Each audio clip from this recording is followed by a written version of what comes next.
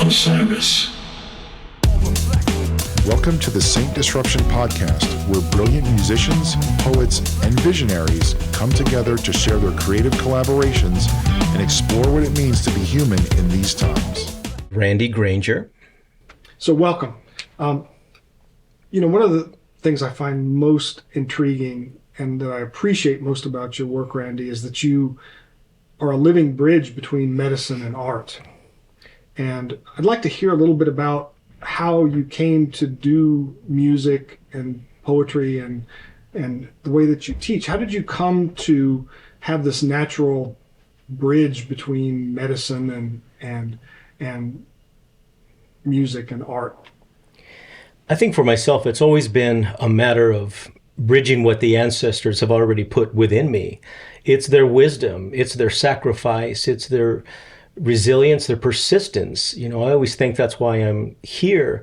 When I go back and look at how many decisions were made, how many sacrifices, how many choices were made so that Randy, could be here today as a musician, as a teacher, as a healer, I'm not alone. And I always feel that my ancestors' hands are on my shoulders. They're always saying, this way, mijo, this way, child, or this way. Even when I make the wrong choices, I still feel kind of supported and guided. So it's not that it's natural, but it's definitely when you plant a seed, you don't have to tell it what to do. Even though we may put labels, I want you to be a delicious tomato. The seed knows where to go. The seed knows where to find the light. The seed has that innate wisdom within them to know how to break through the soil when it's time to blossom, when it's time to bloom, when it's time to fruit, when it's time to die, to leave there. And I definitely feel that there's a seed within me, but it's within everyone. It's just that I think my choice in this lifetime is learning through pain, because we either learn through books or we learn through, pain, or we learn through wisdom.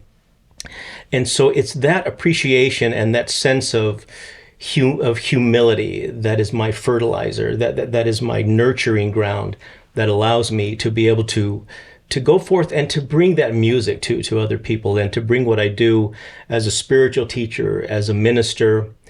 And I try not to strive, for anything more than I'm not, but I'm always willing to grow. And I think being here at this festival is definitely part of that growth choice. And I'm just so humbled to be able to be included. We thank you, brother, for being with us. I love this truism that the seed knows. And I'm curious, in your earliest days, was the topic of walking the life of medicine, was that something that was part of your daily life and your parents' teachings, your elders' teachings, your community's teachings, or did this knowing about what you were going to do and what medicine was, did that come from an inner place? Tell me a little bit about those early days. My nickname as a child, my mother used to call me pensivo. What pensivo means is one who is pensive, and so I was a little pensitivo, the little one who's, so my mom also told me, she said, Randy, you were born an adult, you were born a grown-up. I had no idea what to do with you. She told me that in later years. And when I was a child, I would see the spirits from the other side. I brought them with me, or at least the veil was really thin. No one knew about that. I would tell, and I would say, listen, I'm seeing these creatures everywhere. They're coming, they're talking to me, they're trying to get me, and they're talking to me and telling me things. And people would say, we don't know what you're talking about. You have a good imagination, as they used to tell us kids back then.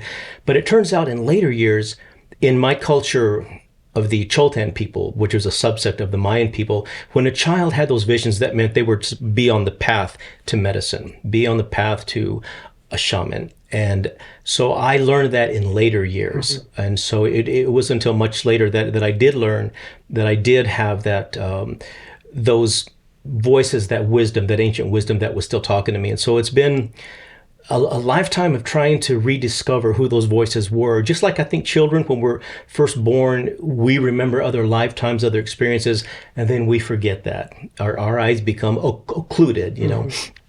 So my lifetime has been trying to unveil and toil the earth and rediscover what am I here for? What is my best medicine that I'm here for this time? Not only for myself, but really mine is a lifetime of service, a service through my music, through my volunteering, and through my hospice work, and through all the various ways that I've given back to this world. And I think some of us, that's what we're here for. Some of us are here for other things, and there's no any kind of judgment. So definitely it's been a rediscovering of that innate wisdom. So this is a song to honor the ghost dancers.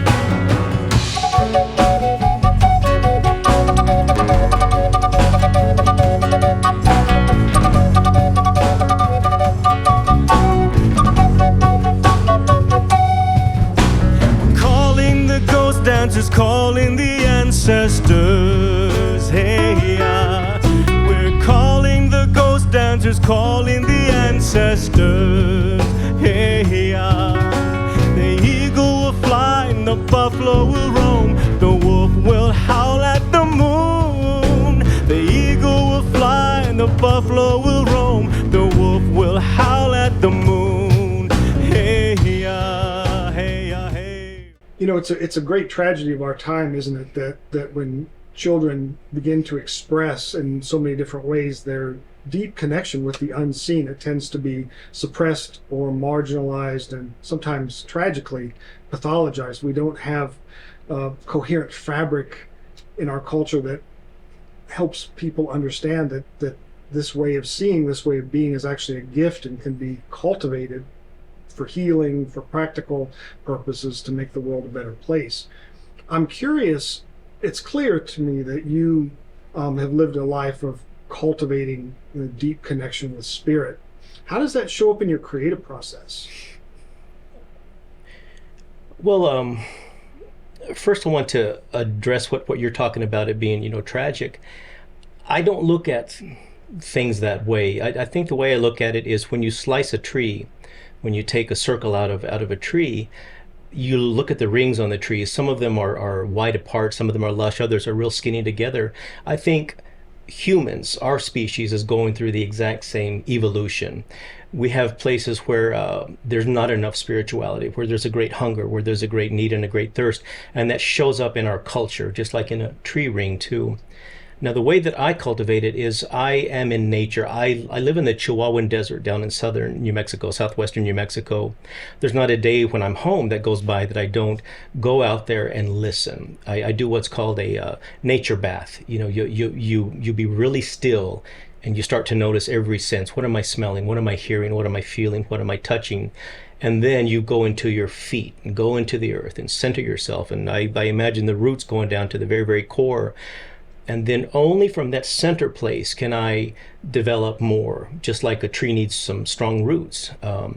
So do we, and so do I. So the way I cultivate it is I meditate and I pray every single day. I visualize. I talk talk to the plants, talk to the birds who live in my backyard, except for the doves. There's a little too many of those. I have a lot of fun with them. And I have turtles. I have 5 turtles that have found their home in my backyard. They've just shown up at my front door, and so I've invited them all in. And watching them gives me such an education as to how to live life and how to be. They're so unconcerned with what's being presented to them as far as the news cycle goes, or as far as Facebook or as far as social media.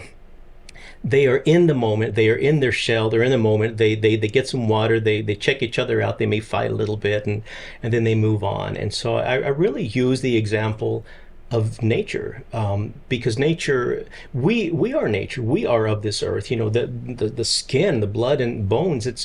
It's from the soil and from the water where I live. Everything that I eat and everything that I drink, it makes up who I am physically. So I really see that my body is just a shell, like the turtle shell too. And you have to bring that light out. You have to cultivate that light. And the way you do it, you share it with other people. When you meet somebody and you have that recognition and you go, oh, wait a minute. I for some reason, I feel like I know you. Well, of course you know you. We're indestructible. We are light. We are forever light. Indestructible, we infinitesimal. We can't be destroyed. We can't be created. We're just these beautiful beings going from flower to flower and going, okay, what can I get out of this particular lifetime, and how can I share it with the next flower? And that's really not a supposition. It's really how I like to view life, instead of saying, okay, what's on social media? I want to act in life. I don't want to react to life. I want to act in life. So that's definitely the way I try to live and cultivate my sense of spirituality, my sense of music, and being a creative person. Well, this comment that we are separated from nature, we believe that we're separate from nature, is a very ripe and alive theme for me. And I'm curious, as an artist, how do you work intentionally to help people perhaps challenge that narrative of separation? How does it work in your creative life? Because as medicine people, we know that we are part of nature, that we belong to the great mother, and that it is a blessing to be nourished by her and to have this existence. How do we, without preaching, how do we remind people of that very comforting truth? Well, first we have to change the language. We can't challenge anybody. That's not our place. Our only place is to challenge ourselves. Just like when the caterpillar goes into the chrysalis, it liquefies, and it has these couple of imaginal cells that are waiting to be recognized once again. So it's a self-transformation. Mother Teresa, she was invited all the time to all of these anti-war rallies, these protest rallies. And they said, why don't you ever come to an anti-war rally? She says, when you have a pro-peace rally, call me, then I'll come. And I feel the same way. I can only be an example. I can only be that one light in that darkened room, that little candle light that other people are curious about and come to me. That's all I know how to do. It's not my job to change the world or to change anyone else, definitely, but to change myself by being authentic, by being vulnerable, by being an example of somebody who gives service without anything, needing anything back. I hope that inspires people. It's beautiful. In the Andes, among the Andean peoples, this is, like many other first peoples around the world, this is considered a time of prophecy. And one of the success marks for moving successfully through this time is that these oppositional ways of seeing the world, the things that actually create the impulse towards activism, will be obsolete. That there'll no longer be this inherent discord between opposite expressions of things that we perceive in the world. Let's talk a little bit about prophecy. Is this part of the prophecy of your bloodlines? Absolutely. There's a prophecy of reawakening because we've been asleep. We really have for some time, and it's easy to still be asleep. You know, we have people who are doom scrolling on social media. What's that about? Don't doom scroll. Walk outside. Walk outside. Look at the way a bee works on in a flower. Have you ever watched a bumblebee fly? They shouldn't be able to fly. They're so huge. Consider you next to their wing size.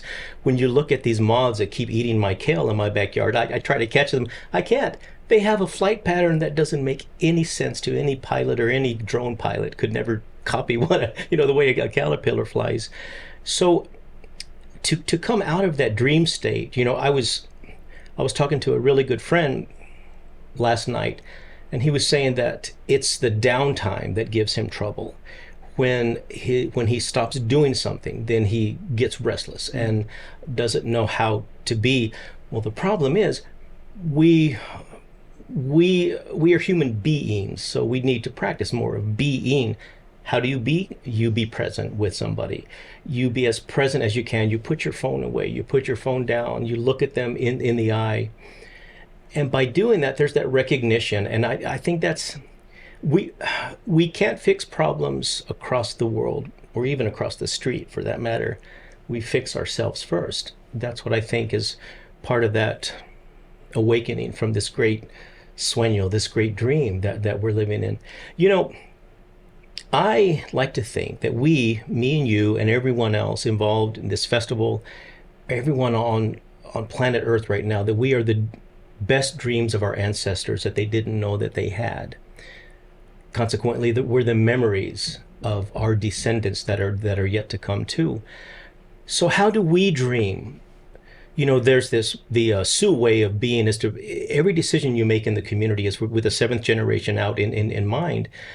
We have to dream that too. We have to be a little less selfish, a little less self-involved, a little less narcissistic with our duck lips and our selfies, and think, what am I leaving today? What tree am I going to, literally a tree do I want to plant so that my grandchildren's grandchildren's grandchildren can come to it and say, Papa, Mama planted this. And there's that connection.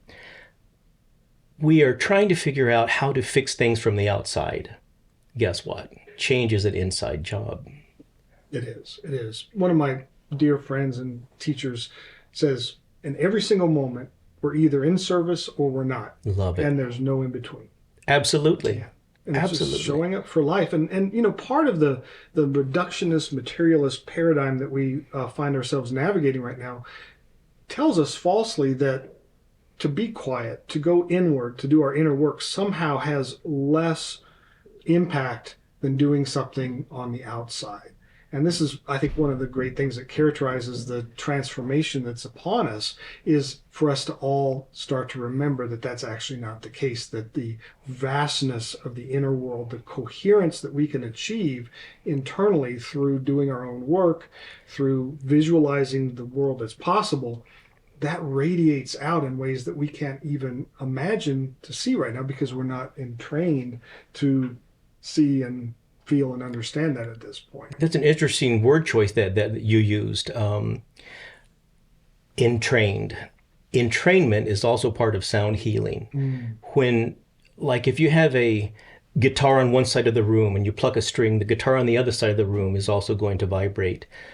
That's entrainment. There's a Hopi story, a creation story that says that Grandmother Spider, she created these two twin beings to create the earth because Sang Tuknang had asked her to do so. He said, there's no movement on this beautiful world we created. There's no sound. So she sent one of the twins down to the south, and he created oceans and mountains and plates that shift. And then the other twin, she said, go up to the north. So he went to the north and he sang into the axis of the earth. There were 7 axes, and he sang. When he did that, he created the song of creation that resonated all across the universe. And then it came back. The universe said, I like that. And that the earth is an acoustic sounding, vibrating instrument of sound. So that's how he, made it. So that whole sense of entrainment, when we become authentic, when we become of service in some way. And even the word service freaks a lot of people out. Oh, well, I'm not going to serve anybody. It's not that. It's serving. When you praise something, when you serve something, you're serving yourself. So it's that entrainment that goes back and forth, and it becomes this harmony that resonates throughout the entire cosmos and through life. We are here to be joyful, to be happy, to be of service, to be loving. We're the only species that says, I love you. Think about that. That's beautiful. It's beautiful.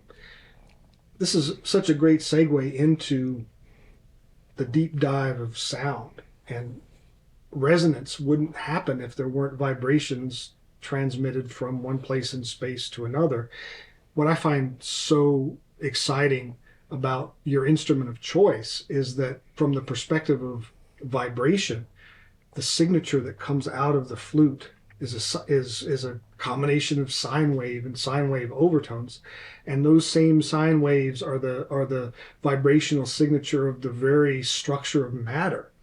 Vibrational medicine is so fascinating, and we know from Western science that audible sound waves affect the way enzymes function. We know that audible sound waves affect our neural and brainwave and states of consciousness. It's pretty exciting to think about the future of medicine being more about sound and vibration and light than synthetic chemicals. It seems like I've come across more recent research where more physicians and practitioners are using sound to break up tumors, sound to break up bone spurs, and that certainly would make sense to me. Well, sound is everywhere. There's been some recordings lately of when they've recorded out in deep space, and the note that they found out that it was, guess what? Well, it's inaudible to us, so they had to bring it up. It was a B flat. B flat. You know that. B flat. If you go in any stairwell and you sing any note into the stairwell, it'll come back to you as a B flat. It's the sound, the note of the cosmos. When the astronauts were in space, they were getting headaches and they were getting motion sickness. So they found out that they needed that 8 kilohertz resonance. So they hooked up this oscillator, beamed it up into space. The astronauts felt better. Tesla figured out a long time ago that lightning strikes, it's also an 8 kilohertz. That we can't. But that's the note of the Earth. If you think about it, we're all in motion. Motion makes sound. It's like you were talking about. It's vibration. It's all vibration is what it is. Sound, matter is vibration. Molecules, like if you look at a stone or a bookcase, we can't see them all moving, but they certainly are moving. In my music, with my Native American flutes and the flutes that I use when I'm in hospice playing for them, and when they have their door closed because they're near their end, what I do is I imagine the notes from my flute going through the doorways, going underneath the doorways, going through that wood, and healing them, and it works.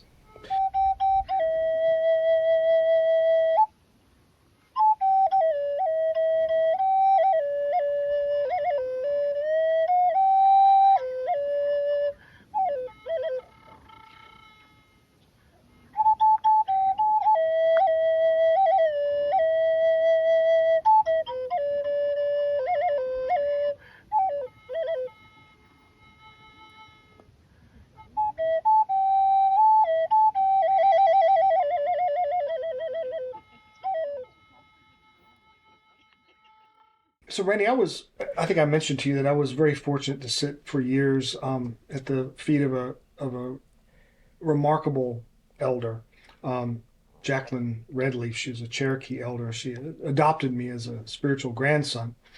And she always reminded me of this really important teaching about sound. She said, for every moment, especially in ceremony, there's a pulse, there's a rhythm, and there's a song. And if only you can find that pulse and that rhythm and that song, the gateways to the healing intelligence open up. And every time I listen to your music, brother, I feel like you have a lot of insight how to open those doors. Talk to us a little bit about how you find in the moment, in these places of emptying out, how you find that pulse, that rhythm, and that song that's ready for you to just pull through. Well, thank you for that. And I guess I'll start that by saying when when we become these little creatures inside of the womb, the first thing we experience is sound. We hear that 72 beat per minute rhythm of our mother's heartbeat.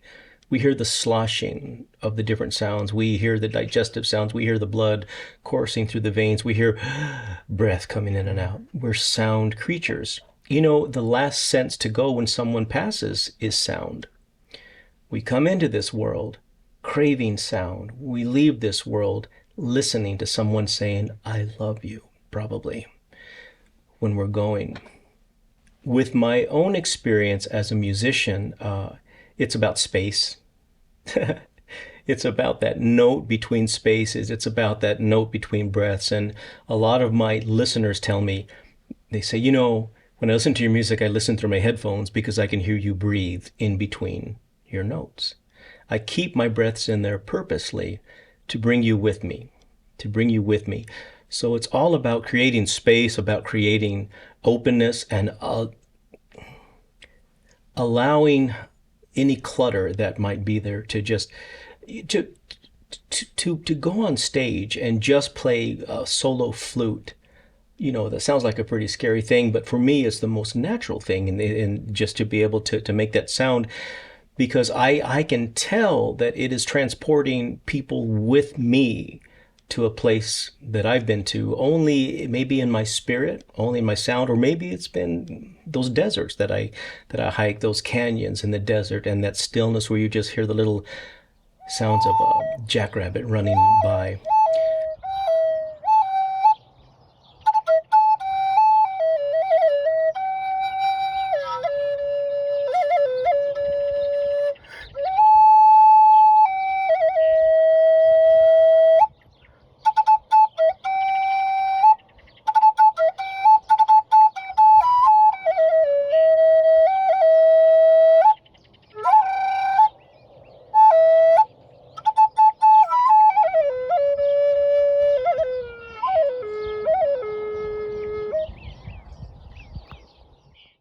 So it's about spaciousness, and of course it's not me doing it. I'm the instrument, just like me blowing my breath through my flute. Creator, whatever spirit, whatever source is playing through me. I really believe that music chooses the artist.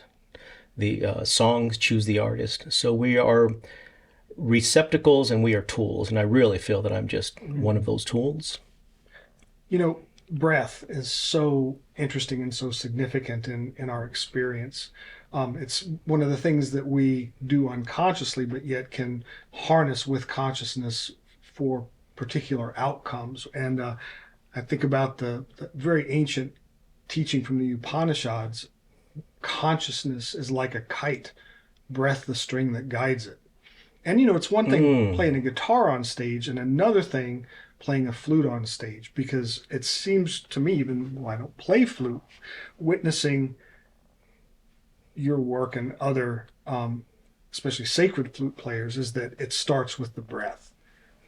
You know, when I go into the studio, when I know that I'll be working on that day, I purposely don't have caffeine for about 3 days. The reason is because when you're that close to the microphone playing a flute, the microphone can pick up your heartbeat. You can actually hear, you can hear a little rhythm there. So what I purposely do is try to make my breath as pure as possible, because that's why I think that the flute has such effect on people. It's so close to the human voice. We can hear the breath, much like viola, which I think is really close to the human voice too. But there's something about the flute that just you can feel that breath in there. Well, in a lot of native traditions, it's sort of believed that breath is a transmitter of prayer, of medicine, of intention. Unlike other vehicles, it has a very special, potent quality. Is that something that's shared in your cosmology? Maybe, but I think where I really figured it out was I have been with so many people at their last breath with my hospice work and other people that I've been a caregiver for, and I have seen that last breath, and all of a sudden there's a body there that's unanimated. And guess what was keeping it animated? Well, who knows? You know, some people say, well, it's just a chemical reaction and blah, blah, blah. but there's no breath there anymore. And so that for me, that was the biggest thing, to watch people, that breath just leave. But it's like you can hear music whenever someone passes. And I think it's that breath, which is the note that is belonging to that great symphony of creation, that breath goes back. It's like, oh, we have our oboe player back, or we have our flute player back, or whatever. And it's rejoicing. Yeah, and I've heard other people who work in hospice say the same thing, that they can hear music. I would love to just explore that more. But breath, that moment in between breaths is just, hikers talk about the way that they keep hiking those really high mountains is that pause between steps. I think it's the same thing, that pause between breaths. That's where we really live, or that's where we die. I mean, that's powerful, just to meditate on that alone. So to wrap it up, I just wanted to take a second and ask a couple of questions that are starting to, as I mentioned the other night, starting to form a through line between our different episodes.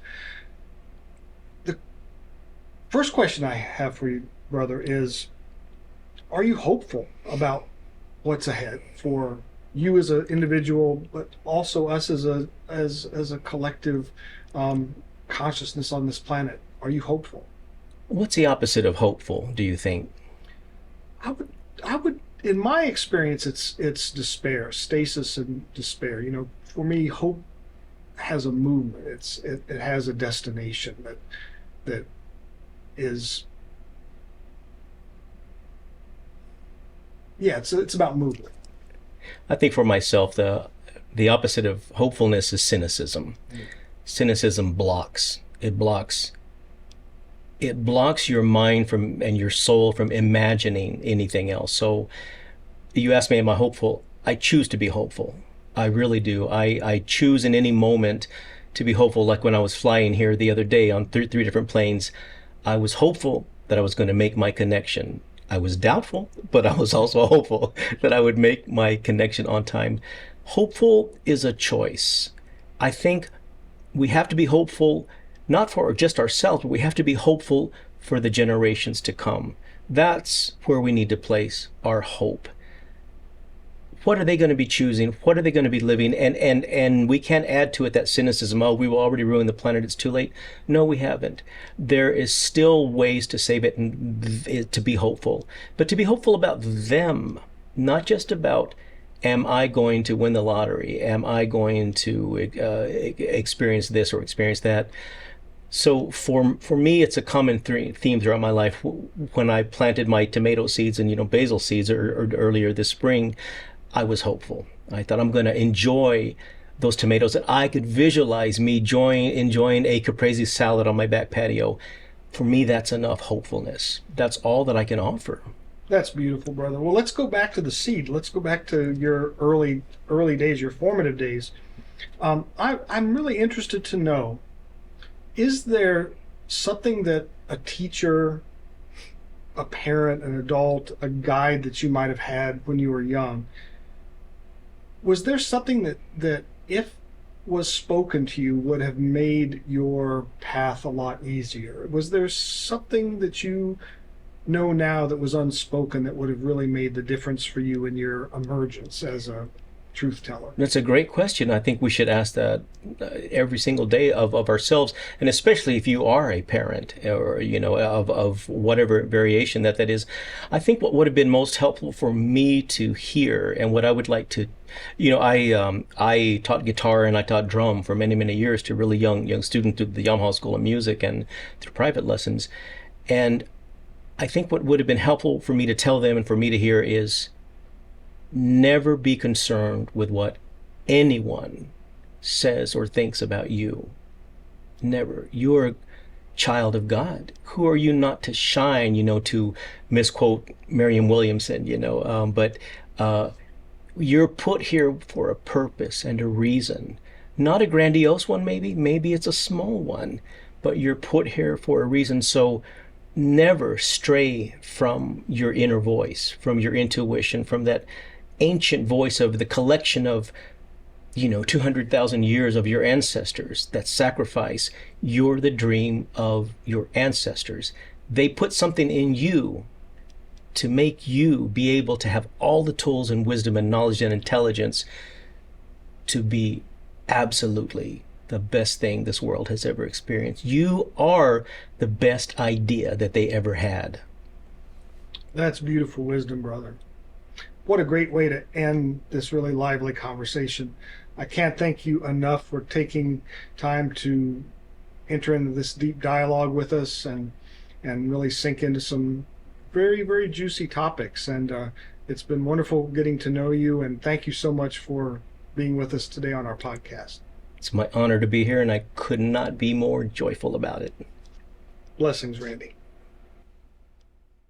It is at this time that we turn the interview over to Jake Mossman, one of Randy's longtime friends and collaborators, for some more dialogue and musical creations.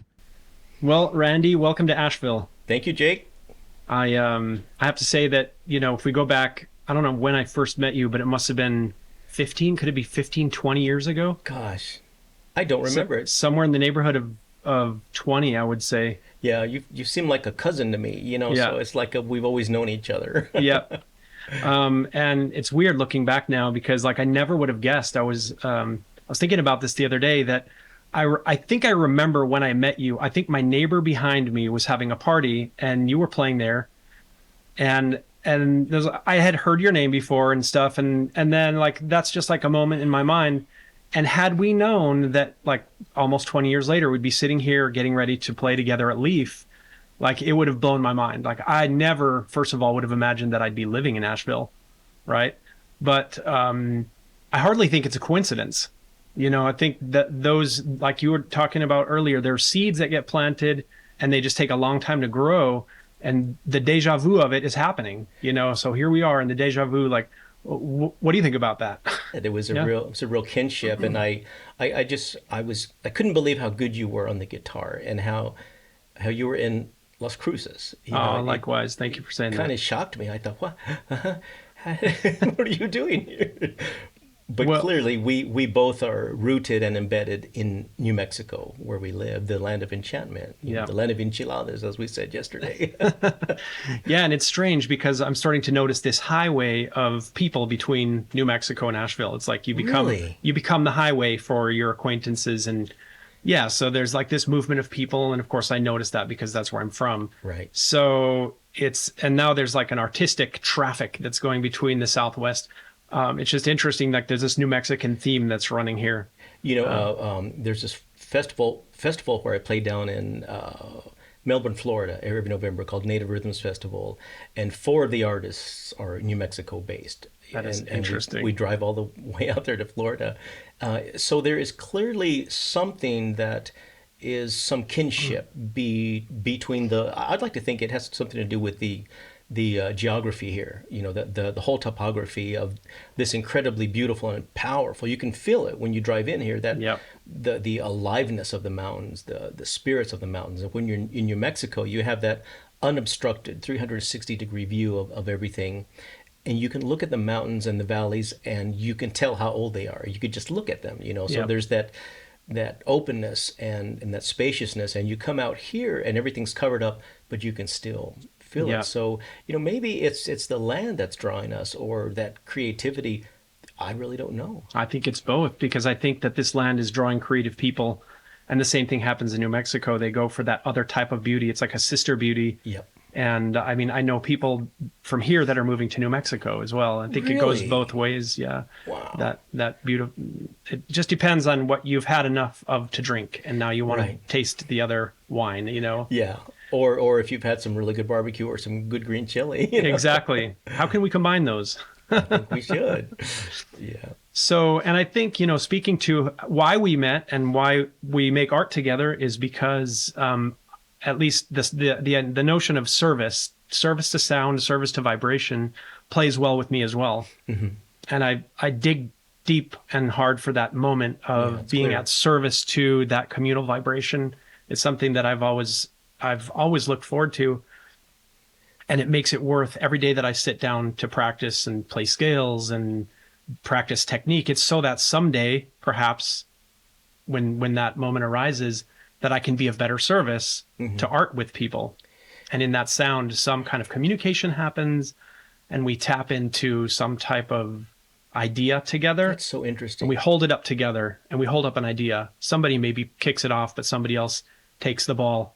And so you're saying all of that dedication is so that you can be a better conduit, be of better service when you do get to present Yes, that music and share exactly. it. I feel the same way. That's why I practice as much as I do and rehearse and play. And some days I don't feel like it. Some days I'm tired, but you have to do Yeah. it. It's like, it's kind of like we as creative people, like we've been given this spigot, and if you stop being creative, you're going to either go crazy or do like some of the other artists have done, go to drugs or something. Right. But we have to keep it open. It's our responsibility. I really feel that way. There's a sacredness. It's like there's a responsibility. Do you ever get that sense? I do, yeah. Especially in the notion of accompaniment.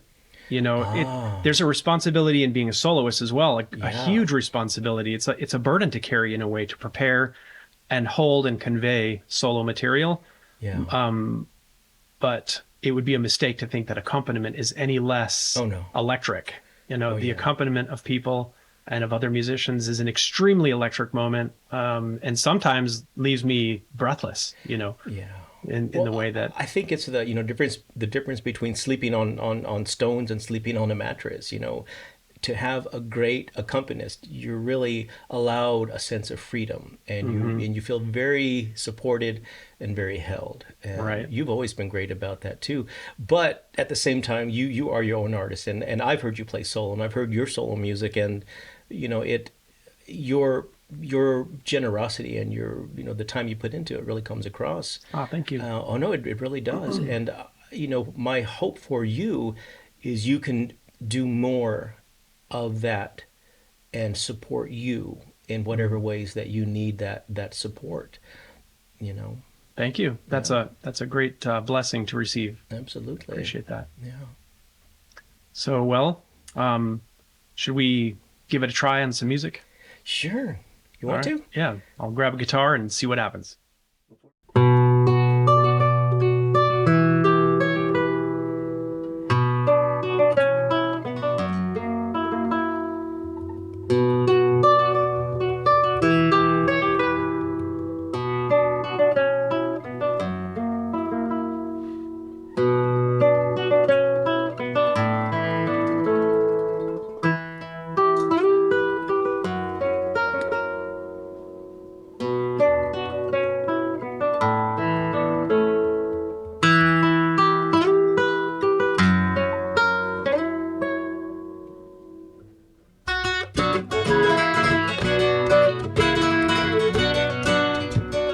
Todos me dicen el negro llorona, negro pero cariñoso. Todos me dicen el negro llorona, negro pero cariñoso. Yo soy como el chile verde llorona, picante pero sabroso. Yo soy como el chile verde llorona, picante pero sabroso.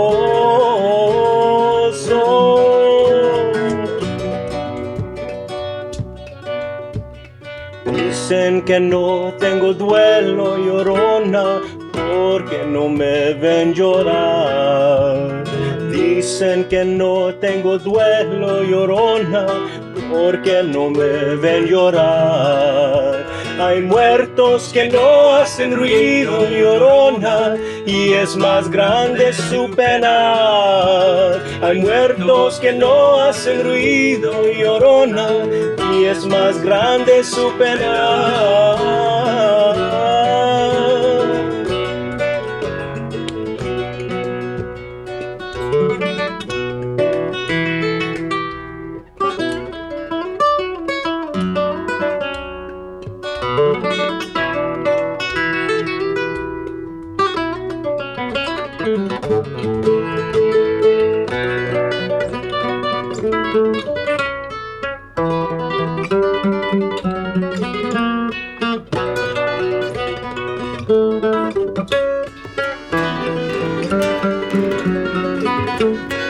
Eso.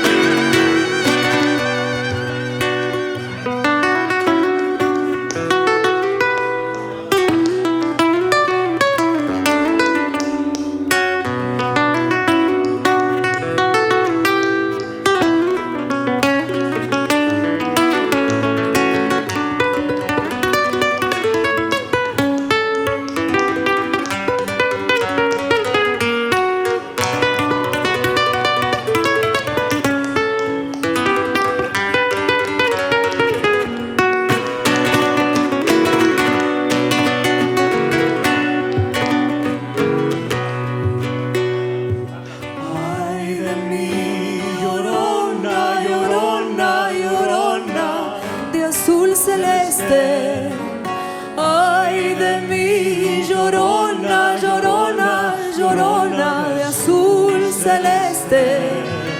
Y aunque la vida me cueste, llorona, no dejaré quererte. Y aunque la vida me cueste, llorona, no dejaré quererte. Y aunque la vida me cueste, llorona, no dejaré quererte. Y aunque la vida me cueste, llorona, no dejaré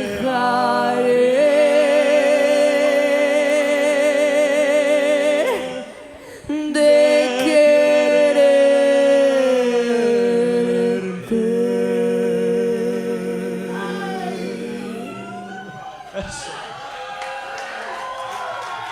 Gracias. Buenas noches. Thank you so much. The Saint Disruption Podcast. Recorded and mixed by Hamilton Media Design at Sidehouse Records. You can also find more creative collaborations on all our major streaming platforms. Visit our YouTube channel for more creative content and video episodes of our podcast. Osiris.